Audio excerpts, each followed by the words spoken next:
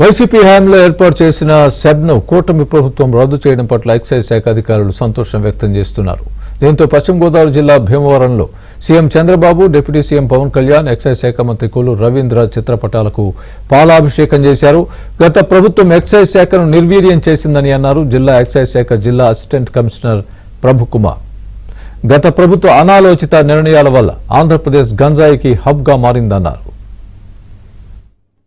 గౌరవ ముఖ్యమంత్రి శ్రీ నారా చంద్రబాబు నాయుడు గారు, డిప్యూటీ సీఎం శ్రీ పవన్ కళ్యాణ్ గారు, అలాగే ఎక్సైజ్ శాఖ మంత్రి, గనులు భూగర్భ శాఖ మంత్రి కొల్లు రవీంద్ర గారు కలిసి తీసుకున్న నిర్ణయం ఎస్ఈబిని రద్దుపరిచి ఎక్సైజ్ శాఖని పునరేకీకరణ చేయడం జరిగింది. పురతాభక్తిన పాలాభిషేకం చేసుకోవాలని చెప్పేసి, క్షీరాభిషేకం చేయాలని చెప్పేసి రాష్ట్రం అంతా కూడా నిర్ణయించుకున్నాము. డిపార్ట్మెంట్ అంతాను 2020 సంవత్సరం మే 10వ తేదీన జియో నంబర్ 41 అది మాకు ఒక చీకటి జీవో. అప్పటి ప్రభుత్వం ఏకపక్షంగా ఎక్సైజ్ డిపార్ట్మెంట్ నిట్టనీళ్ళలా చీల్చింది.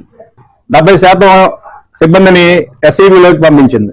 అన్ని చట్టాలను వీళ్ళు చూడటం కోసమని ఎస్ఈబిని ఏర్పాటు చేశారు.